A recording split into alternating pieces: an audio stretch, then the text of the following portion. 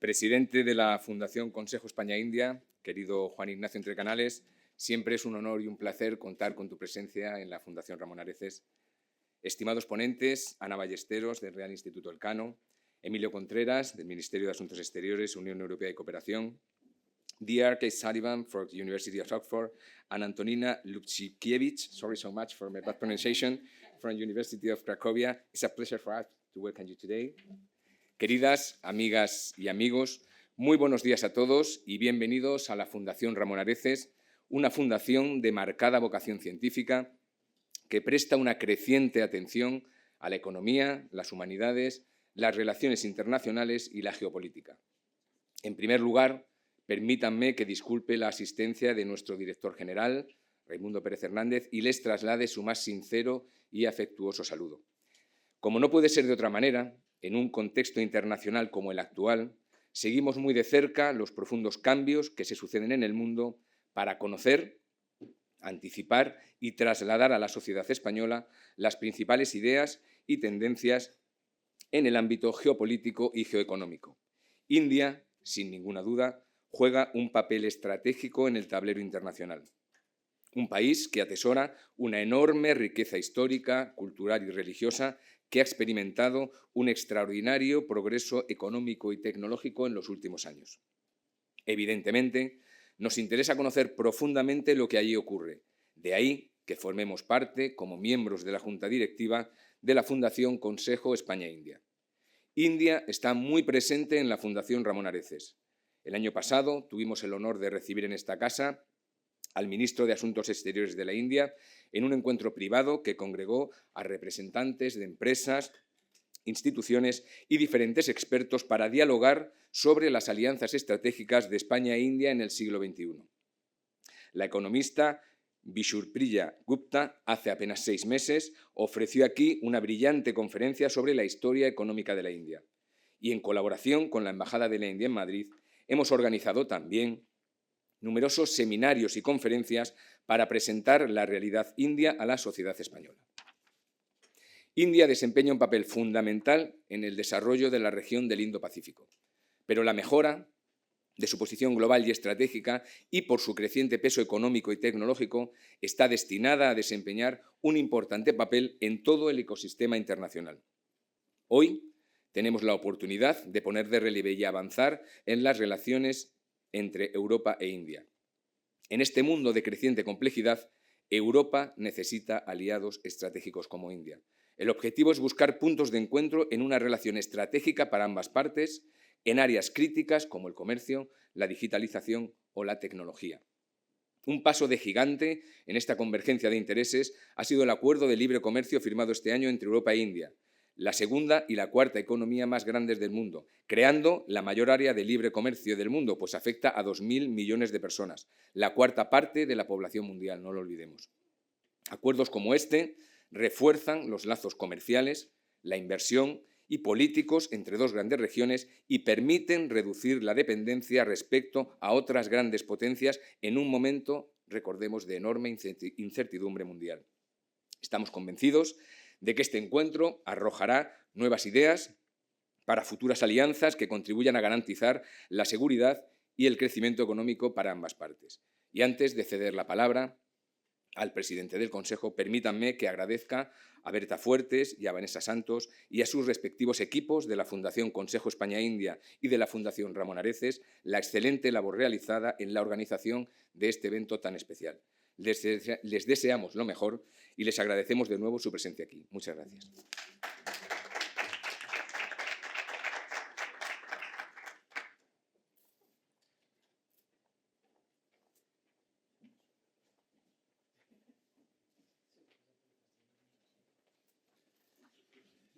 It won't take long, so we can start. But good morning, everyone. Let me begin by expressing my sincere gratitude to the Ramón Areces Foundation, and especially to its director, Javier Ortega, for hosting us today in this remarkable institution, which has become one of Spain's leading venues for reflection and debate on international affairs. I would also like to thank the Elcano Royal Institute and all the experts joining us this morning for their participation in this event. We live in a time when India is constantly in the headlines.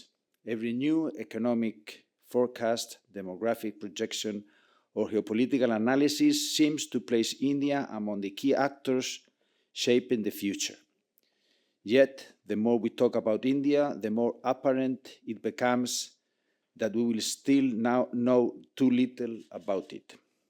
And perhaps that is one of the most interesting paradoxes of our time. India is already one of the great powers of the 21st century, yet for many Europeans, it remains a country that is as fascinating as it is insufficiently understood. This is precisely why the initiative that brings us together today is so valuable. Our objective is not simply to discuss the current state of Europe-India relations, but to gain a deeper understanding of how India sees itself, how it sees the world, and how it interprets the profound transformations taking place around us. The Spain-India Council Foundation was created with exactly this purpose in mind, to bring our two societies closer together and to strengthen mutual understanding and knowledge between the two countries. If 20 years ago relations between Spain and India occupied only a modest place on our respective agendas, today they encompass economic cooperation, technology, energy, education, innovation, and of course, geopolitics. Moreover, we are one of the eve of a particularly important milestone in our bilateral relationship, the Spain-India Dual Year 2026. This will provide an exceptional opportunity to deepen ties between our institutions, businesses and societies, and to give a greater visibility to a partnership whose potential is still far from exhausted. We are fortunate to have with us today an outstanding panel of speakers. As president of the Foundation, I can assure you that bringing together experts from Oxford, Krakow, the Elcano Royal Institute, and the Spanish Ministry of Foreign Affairs around the same table has not been an easy task, although it is probably still easier than explaining Indian foreign policy in a single session. I'm convinced that the reflections we will hear this morning will help us better understand not only India, but also the world that is emerging around us. Thank you very much for joining us, and I wish you a stimulating and productive morning. Thank you.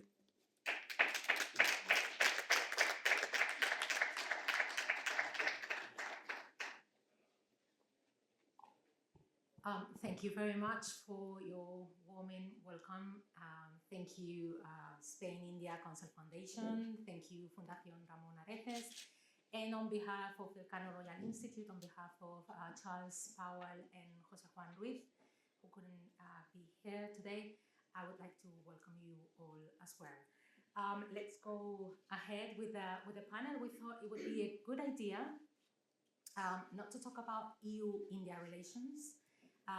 We would like to talk about Europe-India relations and talk about the cases, specific cases, not particularly the most spoken about. Like you usually hear a lot about the EU, Germany, France, and Italy, which are the countries that India tends to relate most with the European Union. We thought it would be a good idea to have UK-India relationships until Brexit. The UK was the entry point of India into the European Union. Let's see what relations are currently, particularly after Brexit.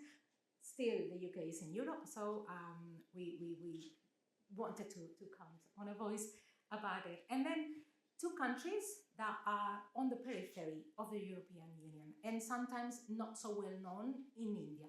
One is Poland and the other one is Spain. So let's hear more about that, and let's see how individual countries' perspectives are considered in not just from the European point, but also how India views these different countries, because it might be a puzzle for them as well. Okay, so let me briefly introduce our panelists. To my left, Emilio Contreras Benitez. He is currently Deputy Director for South Asia at the Ministry for Foreign Affairs, European Union and Cooperation, He has pioneered several posts in different places, like first secretary at the Embassy of Spain in New Delhi back in 2014-2017. He's been consular officer at the Embassy of Spain in Abu Dhabi in the Emirates. He also has been counselor at the permanent representation of Spain to the UN in Geneva. And I think this is most interesting at the moment. He's going to be the first Consul General of Spain in Bangalore, in India, in the next to be opened consulate in that town.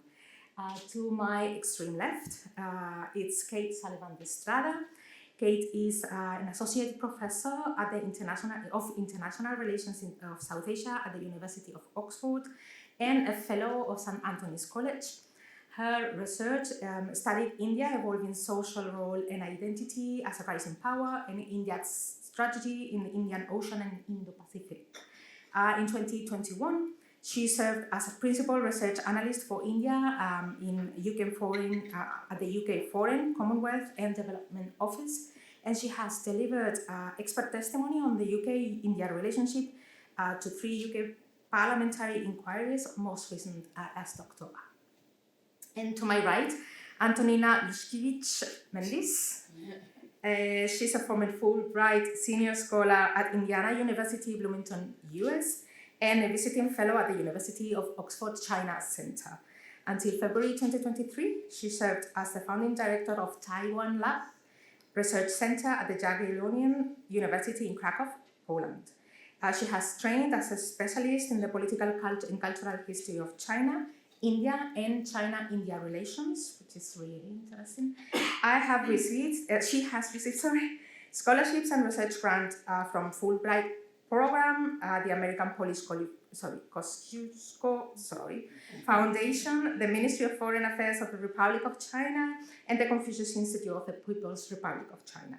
Currently, she serves as an assistant professor at the Jagiellonian University. She has also she's also a research fellow at the Central European Institute of Asian Studies in Bratislava, Slovakia.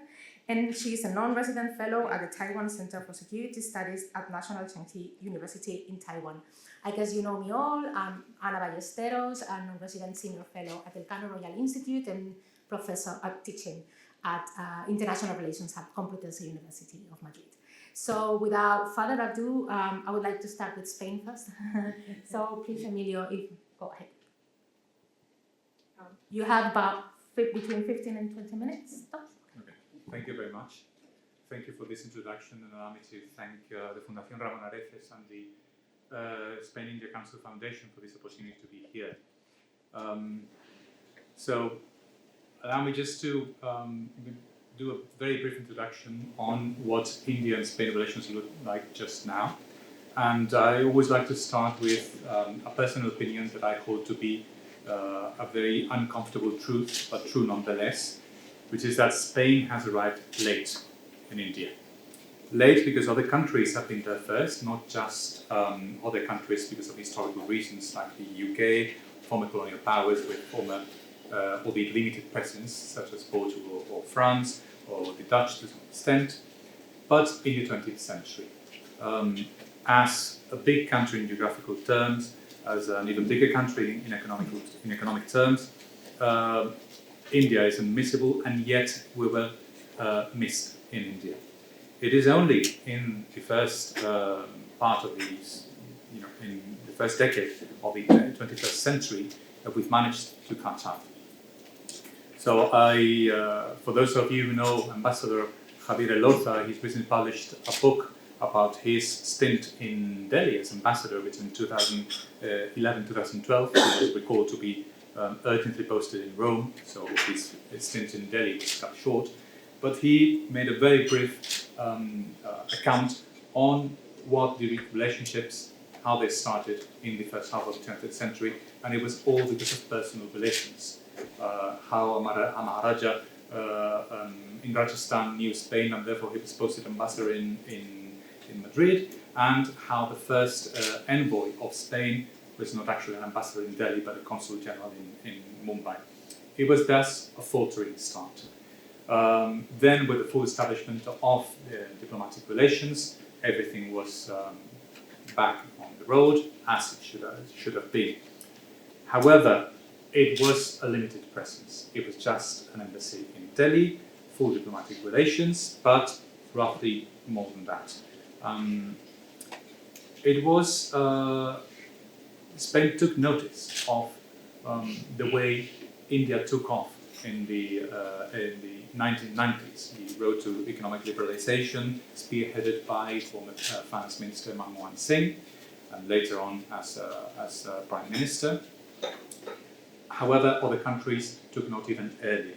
So it was not until between 2007 and 2008 that Spain opened a consulate general in Mumbai to provide assistance to the Spanish community, to further Spanish interests, but also to have a presence in India's economic hub. When I say that we were late and other countries beat us to it, even in 1996, 1998, if I'm not mistaken, it was when France made it known that the strategic goal for French foreign policy would be to have a strategic partnership with India, and it would devote time, resources to that effect. Other countries such as Italy and Germany followed suit. And in my first ever position abroad, which was Delhi between 2014 and 2017, I noticed and I informed headquarters that the French, Italian, German foreign ministers, ministers of economy, ministers of finance, ministers of defense would visit India once, if not twice a year, and we were not doing that. And so how come that we were not able to get contracts, either bilateral ones as part of consortiums such as Airbus, Eurofighter, or whatever? It demands an investment in time, resources, but also in presence. As I said, between 2007 and 2008, just as the economic crisis was beginning to take shape, that's when we devoted time to India with the Consulate General in Mumbai. The international economic and political landscape was not alien to this. So let us recall that it was about the same time, the first term of President Barack Obama in office, when it's a famous pivot to Asia, and also the reset of relations with Russia. That, as important as it was for the American foreign policy and as consequential as it was for the rest of the world, left Europe a bit out of place. We needed to find our place in the world to retain our political significance.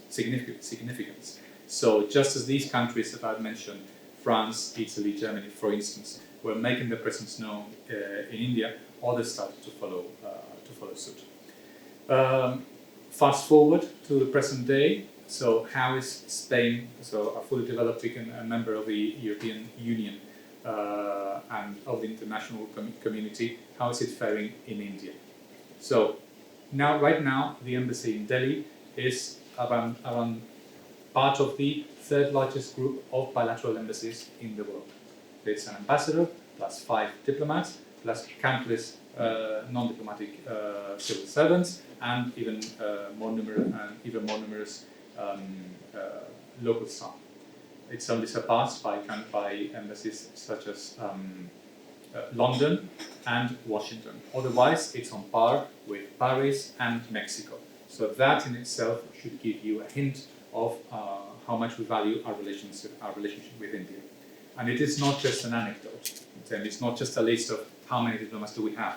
A colleague once told me, it's the way to show what your preferences, what your priorities are. It's not to state them, to say them out loud, to put them in writing. It's how much resources, what's the highest number of members of material resources you're going to devote to a certain priority, and that's what sets it. So I'm happy to say that India is amongst the largest now recipients of resources of the Spanish foreign ministry. Now, right now, we're catching up, and we're catching up fast. In 2024, October to be precise, late October, Prime Minister Sanchez made a landmark visit to India, and it was not only important in itself, but it set events in motion. First and foremost, the decision to have 2026 as what we call the dual year. We say dual year as a direct translation from Spanish, año dual. It has a very weird translation to English, but to explain, it's a dual year because it's two countries. So it's the year of Spain in India and the year of India in Spain. And it is articulated around three pillars, culture, tourism, and artificial intelligence. And I almost mistakenly said four because artificial intelligence, or AI, is not just a pillar on its own, but it's going to influence the other two. So it's going to be three independent pillars, but it's going to be also culture and artificial intelligence. It's going to be tourism and artificial intelligence. It's also going to be a booster for our economic relations. In our recent high-level contacts with the Indian authorities, we've managed to say that there's lots of potential. The numbers are very good, they can be even better. So the last figures I have available, so our yearly investment in India was 2,600 million euros, whereas the Indian investment in Spain did not surpass 800.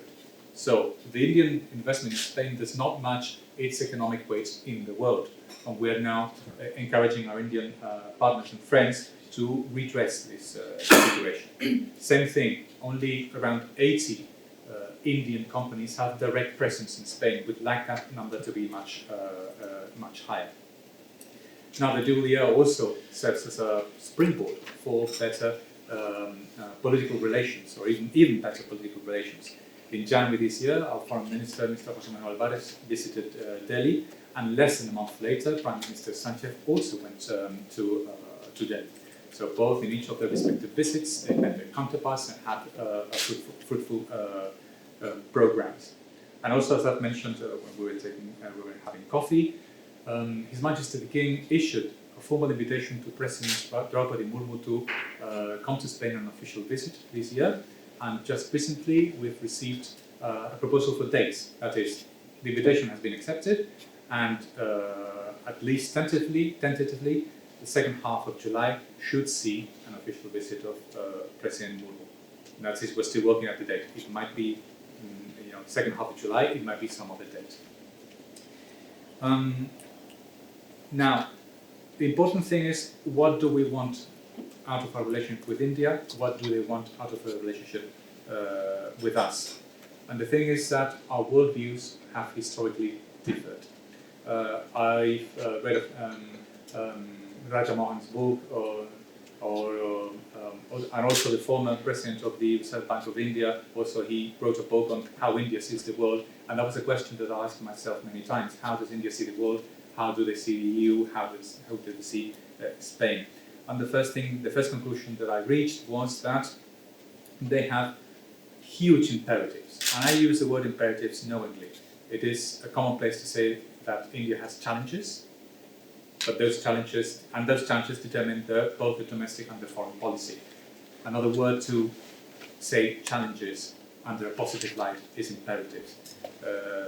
Late Mr. Manmohan Singh used to say that when he was crafting India's financial policy, he would say, if in a Western nation a prime minister makes a mistake, nothing happens other than a scandal, a reprimand, and a long, even painful way to redress the situation.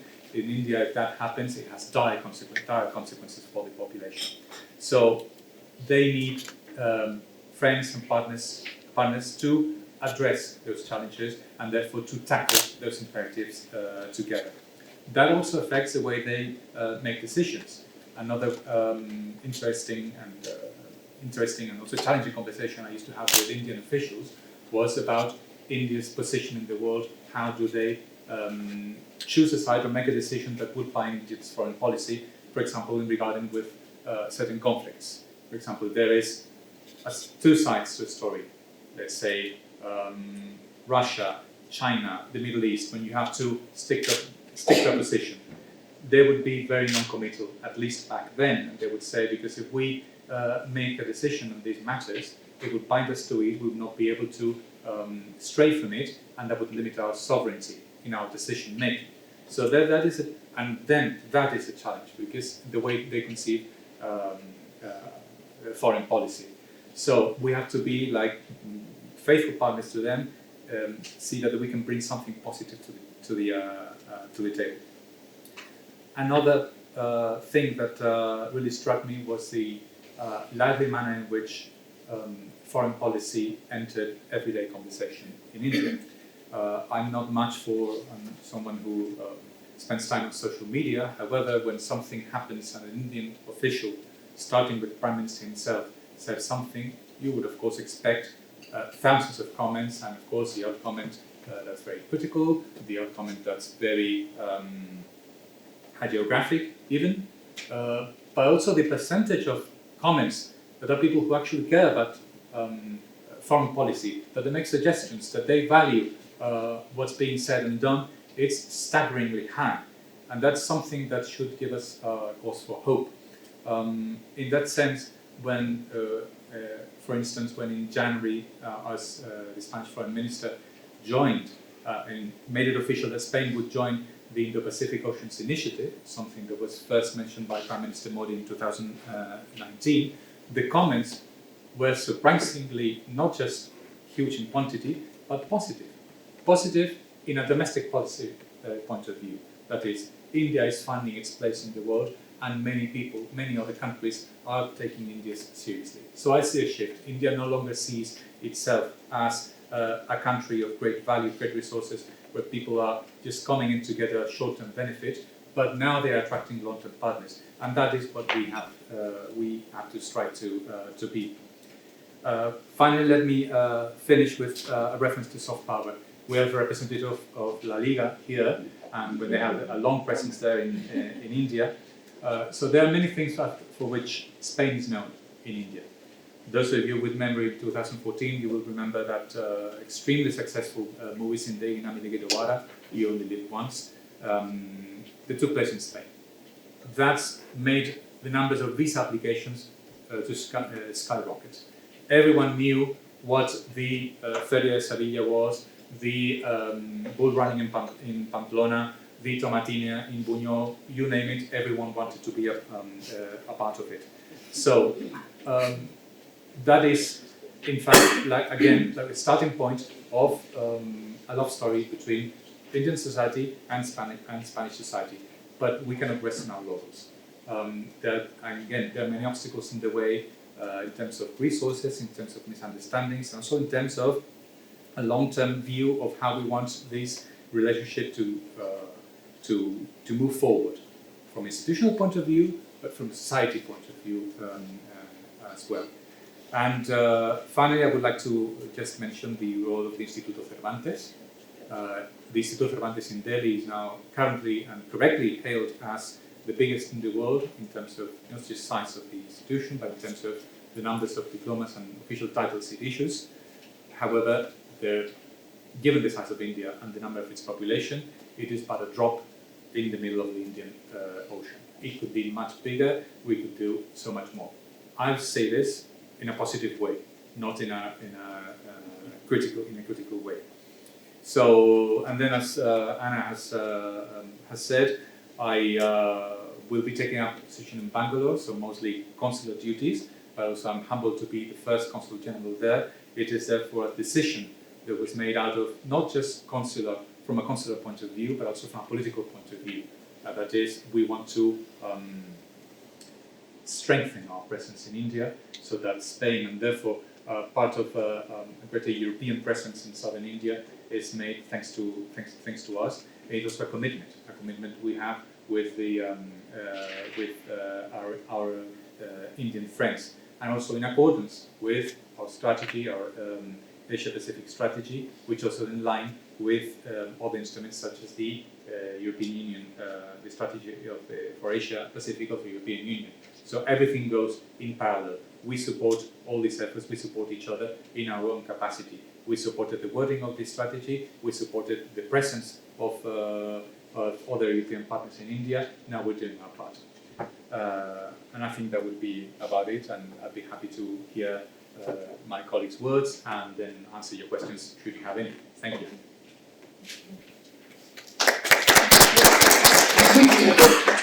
Thank you, Emilio.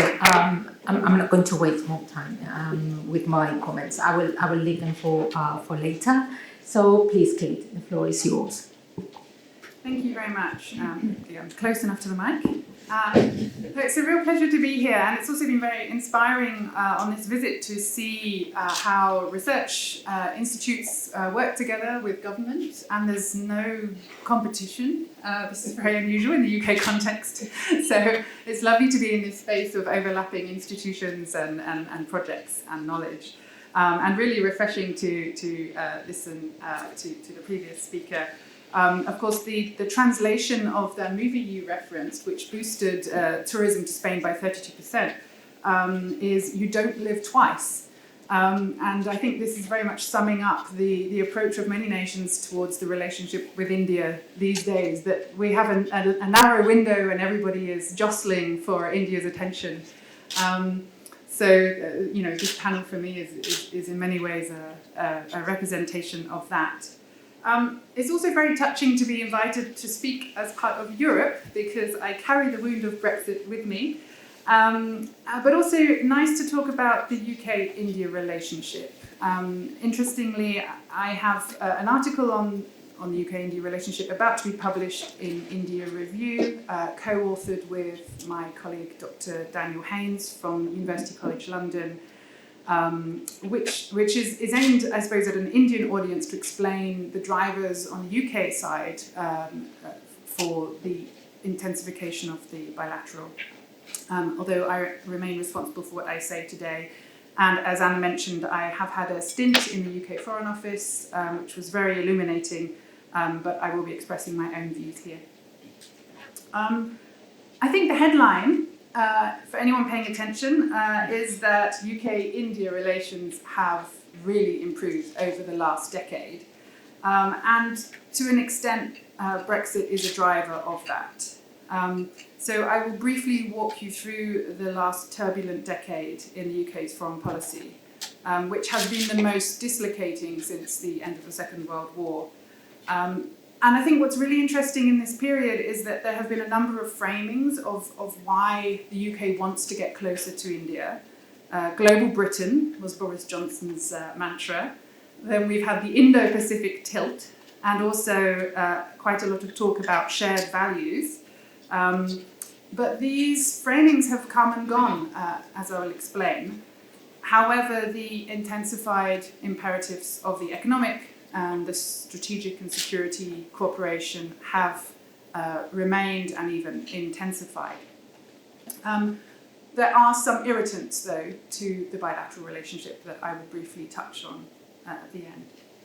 But let's go back to June 2016. As everyone knows, we had a referendum with a narrow majority vote in favour of departure from the European Union, and the process of Brexiting took 3.5 years. So our attention was firmly on that.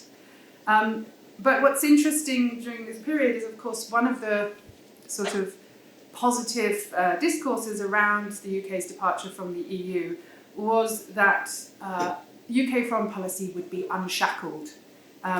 The UK would be free to manoeuvre in the world to build new relations in its foreign and security policy.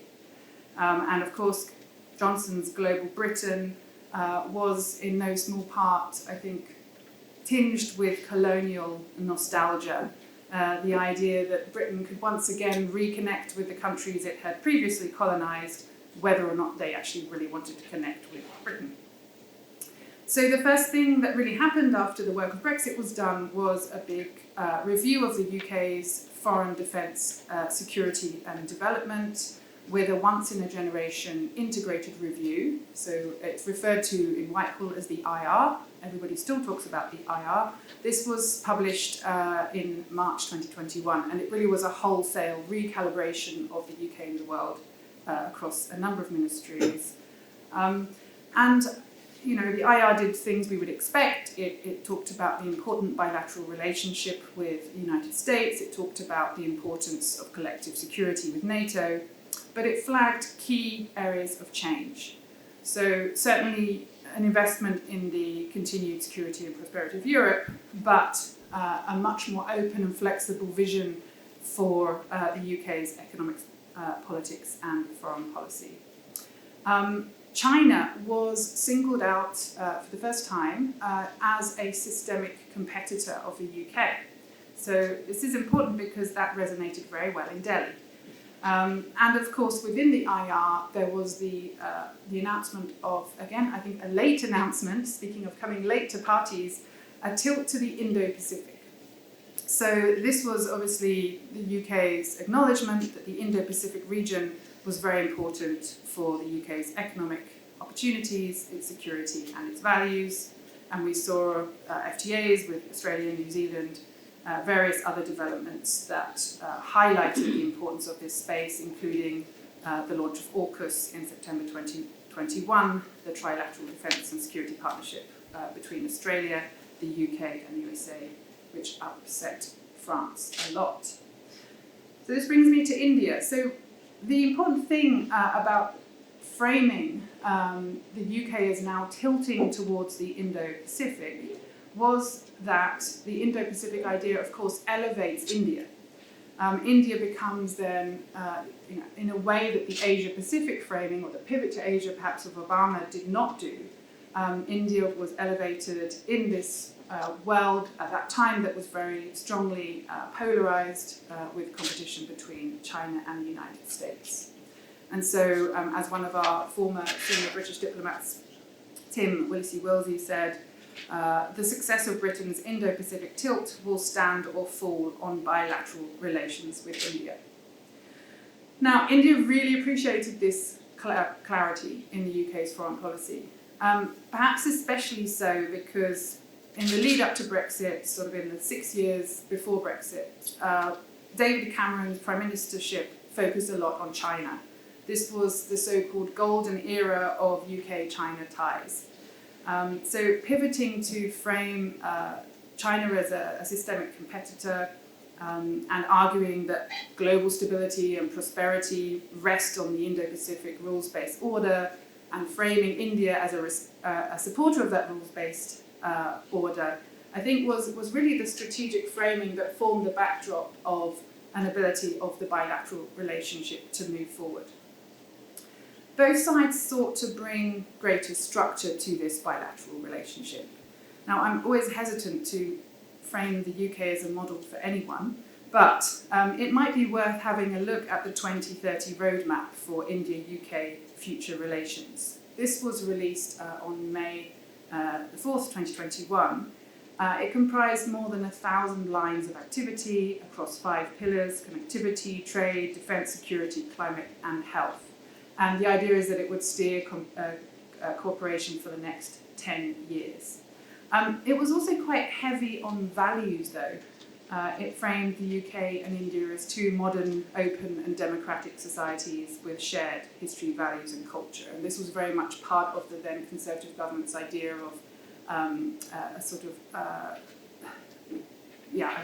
kind of values-driven foreign policy that I would argue doesn't continue so much under the current government or in such an explicit way. And in fact, the election of the Labour government in 2024 changed some of these framings. Of course, by then we'd had Russia's full-scale invasion of Ukraine. We had another strategic defence review at this point, where the UK declared itself to be a new era of threat and termed the Russian invasion a strategic inflection point for the UK. Again, this is interesting for India, these trends, because essentially for India, seeing Europe, I think, thinking more seriously about its security is very attractive given India's own concerns to expand its strategic and defence capabilities. But of course, with the new government came also new interests, new concerns. The Keir Starmer government, currently still in power, inherited a legacy of economic stagnation, fiscal stress, and of course UK policy has pivoted much more to the European Union once again, and also an emphasis on trade relations, much more than the Indo-Pacific, which seems to have disappeared from the discourse. But India hasn't. So thinking through the key areas of cooperation, so obviously trade. Even before the era of Trump tariffs, the Brexit sort of moment had pushed the UK into looking for independent economic relationships. And of course, during my time at the Foreign Office, this has been very actively pursued. There was an ambition to put global Britain economically at the heart of the Indo-Pacific, and the Johnson government really championed the free trade agreement with India because of the size of the Indian market, India's future growth potential, and also India in some ways as a kind of gateway into this Indo-Pacific space. And finally also because of the need to diversify trade away from China. That's also now shifted to everyone hoping to diversify trade away from the United States, or at least shield themselves from unpleasant tariffs. Finally, we got the trade deal done. So we call it the Comprehensive Economic Trade Agreement. This was successfully concluded in May 2025 and finalised in July when Modi visited the UK. The UK government said the deal would boost the UK economy by 4.8 billion and India's economy by 5.1 billion over the next decade. But this is actually a really tiny proportion of each economy. So it's sort of 0.13% and 0.06% respectively. So all really quite modest when you start to drill into the details. And other analysts have warned that really to make the most of the deal, you would need to see full implementation and utilisation.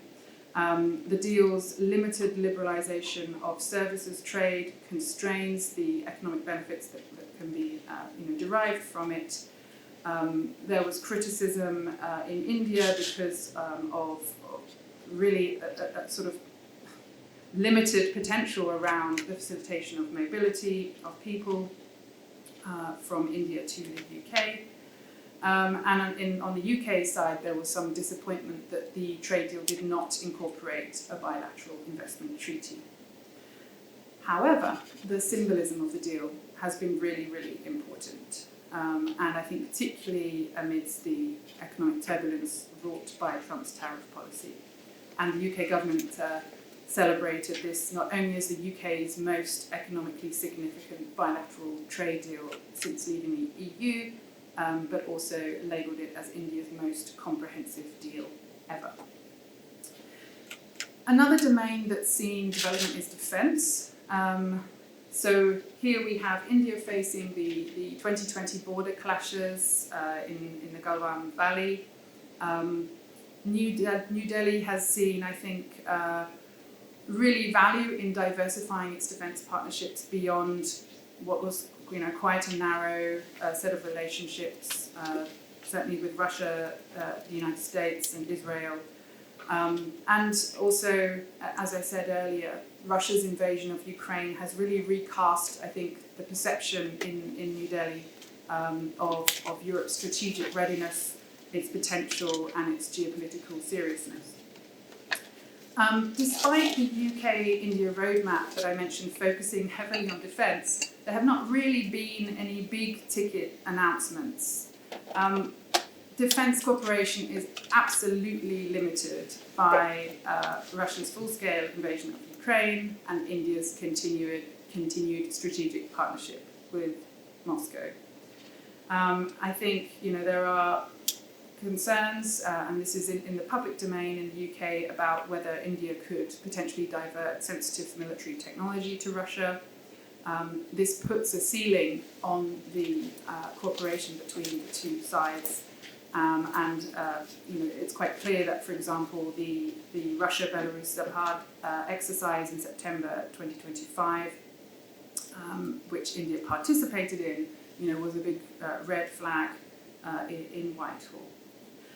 But nonetheless, there have been positive steps forward. So the UK and India agreed a technology security initiative in July 2024. This is focused on critical and emerging technologies, AI, quantum, critical minerals, telecom security.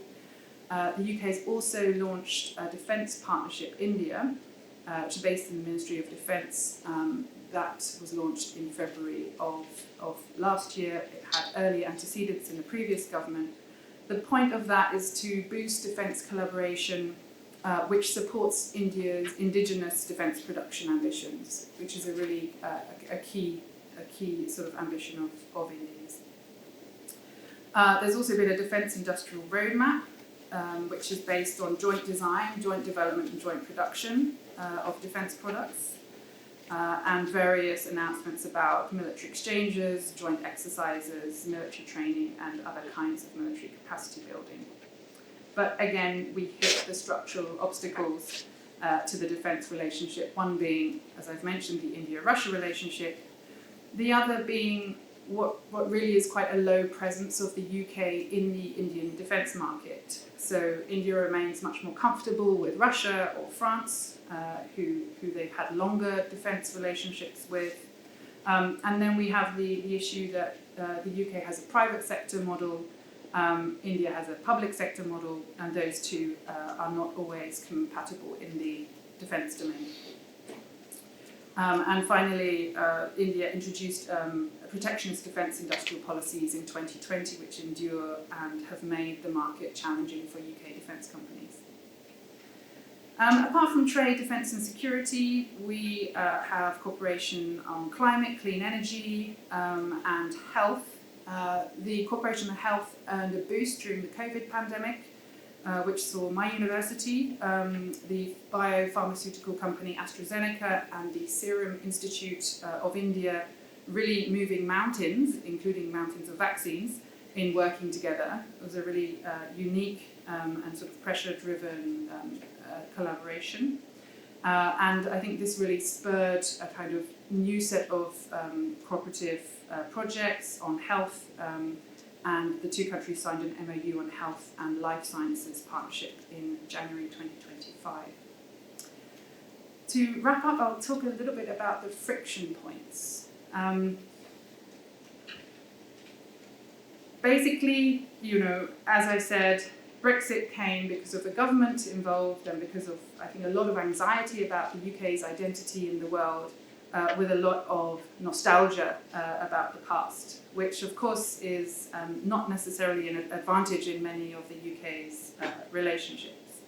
But even beyond this sort of post-imperial or perhaps even neo-imperial history, I think the tendency to imagine former colonies as part of an Anglosphere and therefore just like us or sharing our values really is premised on quite hierarchical thinking, quite assimilative thinking, and of course it entirely erases the violence of the colonial period from the historical record.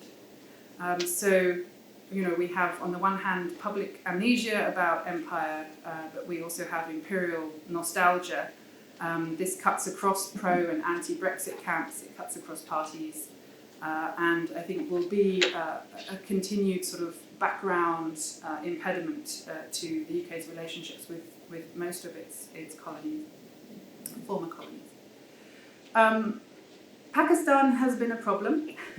The UK has a really strong and enduring relationship with Pakistan based on security, which links to regional conflict prevention and meeting shared threats from terrorism and organised crime, but also development and economic relations, and a really important domain of people-to-people links, given that the UK has a 1.6 million strong Pakistani origin diaspora.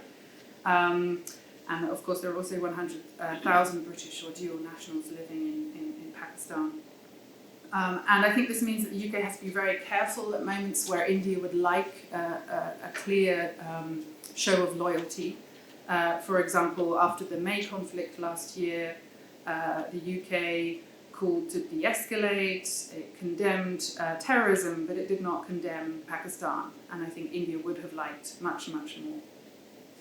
I could talk a little bit about the diaspora, but I might leave that for the Q&A. I think just to sum up, that these points of friction have not really proved seriously limiting in the bilateral relationship. Prime Minister Modi visited the UK, as I said, in July of last year. The countries agreed a new Indo-UK Vision 2035, which was a sort of superseded the 2021 roadmap, set out a similar direction of travel, prioritised growth through trade, investment, technology, innovation, cooperation. It celebrated and urged for a stronger partnership in defence and security, and also it underscored the importance of education links. But it made no mention of democracy and shared values. I think this reveals a shift to an explicit role of material interests and issue-based relationships in the UK's foreign policy approach. Thank you.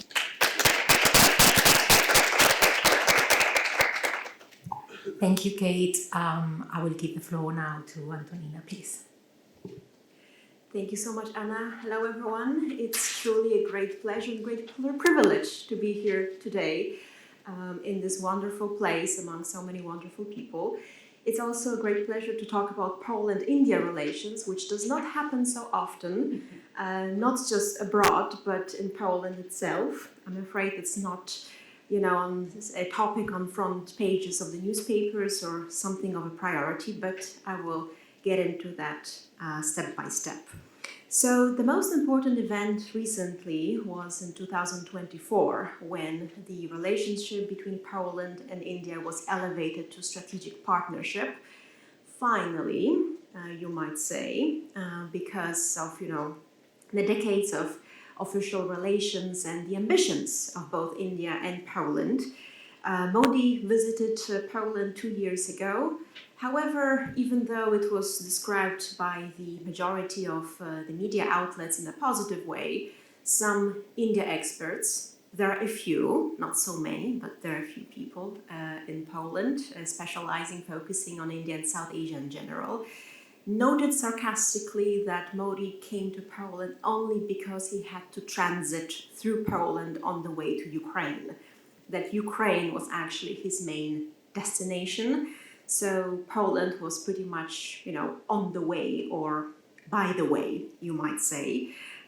So because of that, because of the very logistic issue, they decided to elevate this relationship to a strategic partnership, whatever that means, because there are not that many details following. When it comes to historical relationship, indeed, we do not have any friction points. Poland does not have a colonial legacy. Well, it depends whom you ask, because if you ask people in Ukraine, for example, they might say that Poland used to be a colonizing power back in 17th, 18th century, so it really depends. But in our national narrative, we have never been a colonizing country. Some say we were colonized by Russian Empire or Prussia, later Germany. And so there's no historical friction in this regard, when it comes to India. There are a few positive aspects or few little positive stories to tell. The most exciting one, I believe, is the story of the so-called good Maharaja. So it was a Maharaja ruling in present-day Gujarat. I'm not mentioning his name. It's a very long Maharaja style, prestigious name. He is known in Poland simply as Good Maharaja, and he also has a square in Warsaw, which is called the Good Maharaja Square, and even one school in Poland in Warsaw has his name, right, in patronage, let's say. So why do we call him the Good Maharaja? Because back during the Second World War, he was the one who decided to host 2,000 Polish orphans who were put on a ship. Nobody wanted to, host them, accept them. And it was finally this good Maharaja who decided to allocate his own private funds. He created a Polish village in his little princely state. with a school, with a clinic. He was even organizing Christmas parties for those children with, you know, a Santa Claus with an artificial beard coming with gifts for children. So he was trying to recreate the Polish spirit for those poor Polish orphans who were, because the story is we had about 1 million people relocated after the attack of the Soviet Union to gulags in Siberia. And after the deal struck between the Western powers and Stalin, one of the parts of the deal was to release all Polish people held in gulags. So that's how the story goes. So it's one of those little yet very heartwarming elements of the history of Poland-India relations. Then comes the communist period, which is not so positive from the Polish point of view, but for Poland-India relations, it was quite okay. Nehru visited Poland in 1955, again because of his trip to Soviet Union. So you can already see there is some sort of pattern in Poland-India relations. Things happen by the way or on the side of something much bigger, it seems. And Polish press at the time was extremely enthusiastic about Nehru and the non-aligned movement in general. I love one article on the front page when they have the whole script of his speech. You know, who today cares about the whole script of the whole speech? You know, nobody has time to read it.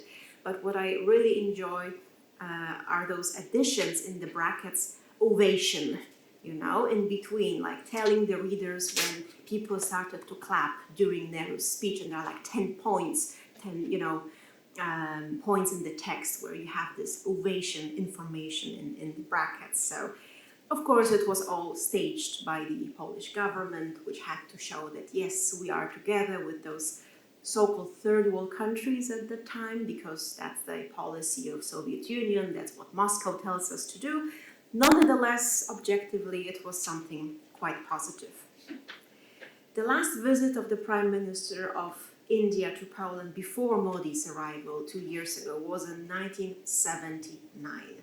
So you can quickly calculate that there was a 45-year-long gap between, you know, the visits of two prime ministers to Poland. So it tells a lot, and it's not something positive, I'm afraid, right? It really says that Poland-India relations were not a priority of either of the sides, because I also want to be fair here. I think both sides need to be blamed in a way, right, for the fact that they did not pay enough attention to this bilateral relationship. So now we are at the point when we have strategic partnership. When it comes to import-export, Poland has a trade deficit with India. And this trade relationship is mainly about some raw materials or some mechanical devices, you know, and vehicles. So it's nothing related to like high-tech items, for example. India is also supposed to be the second most important destination for Polish investments in Asia after China. However, in absolute terms, these are not very, amazing numbers, I would say, unfortunately. When it comes to trade relationship, our trade relationship with India is also 10 times smaller than that with China. So it also gives you a perspective. What I believe is in the kind of new opening for India-Poland relationship is the growing role of Indian diaspora and the growing inflow of Indian people to Poland. Again, don't be excited about those numbers in absolute terms, but think about Poland as a country which used to be very monolithic. It's a paradox, right? Before Second World War, Poland was one of the most multi-ethnic, multilingual countries in Europe. Poles, Jews, Russians, Lithuanians, Germans, name it. After the war, we became a cultural and linguistic monolith, right? So now when we have people from outside of Europe coming, it's really a big thing, right? So we have about 3,000 students from India, mainly in medical field. We also have a growing number of people working in Poland. Almost 90% of them are in their 20s and 30s, so these are young people, and it's exactly the same number, almost 90% of them are men.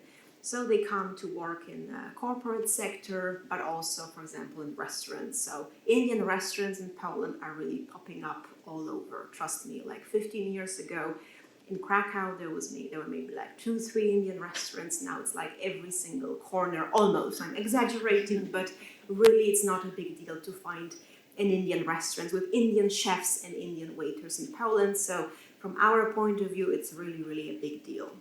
And that leads me to a point where I would like to talk about the attitude of Polish people to Indians. And I had the pleasure to write the kind of policy paper for CEAS, that's Central European Institute for Asian Studies. And they also did a kind of survey about the attitude of people in Visegrad countries, so Poland, Czechoslovakia, and Hungary. So their attitude toward Indian immigrants. So interestingly, Poland is the most positive case. So we have the highest number of respondents who have a positive view of Indians, but it's pretty much 1/3, 1/3, 1/3. So 1/3 positive, 1/3 neutral, 1/3 negative. And mind you, it's still the best outcome when it comes to V4 countries. Now, we also have the Russian issue, something that Kate has already mentioned as well. So I would say that so far, Polish leadership, Polish elites have been tolerant toward India and understood very well that, well, this is India's situation. India has had, historically very good ties with Soviet Union and Russia, so we have to understand this larger framework. However, last year, India participated in the Zapad military exercises together with Russia and Belarus. And it was the point where Polish Foreign Minister Sikorski criticized India's participation. He also criticized he welcomed the fact that the import of oil and gas from Russia by India dropped. Nonetheless, he still stressed that this is something we do not appreciate. And in return, the Minister of External Affairs, Jaishankar, criticized Sikorski's planned visit to Pakistan, for example. So you can see there was this kind of little flick on the nose exchange between the two ministers. What does Poland want from India? We are, of course, part of the EU, a latecomer, but better late than never. Since 2004, it's not just about Poland-India bilateral relationship, but about EU-India relationship. So we have this, FTA, which is not as comprehensive as some would have wished it to be. There are some fields with potential, so defense industry. Some say that Poland could help India upgrade its post-Soviet military equipment because we have the same, let's say, legacy, right? Green technologies is another potential sphere of cooperation. However, there is still a lot to be done.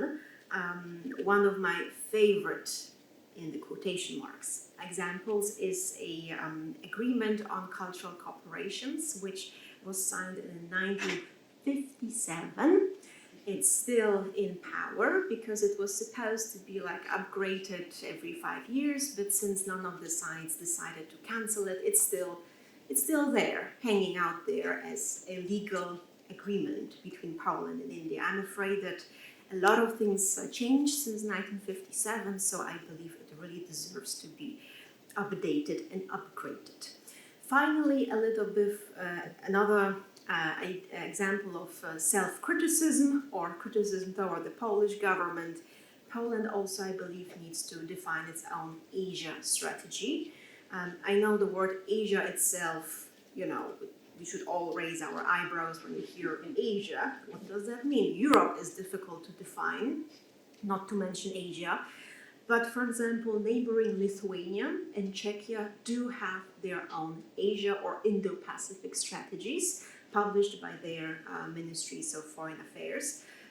Some could say that this was mainly a reaction toward China-Russia relations and Russia's aggression against Ukraine.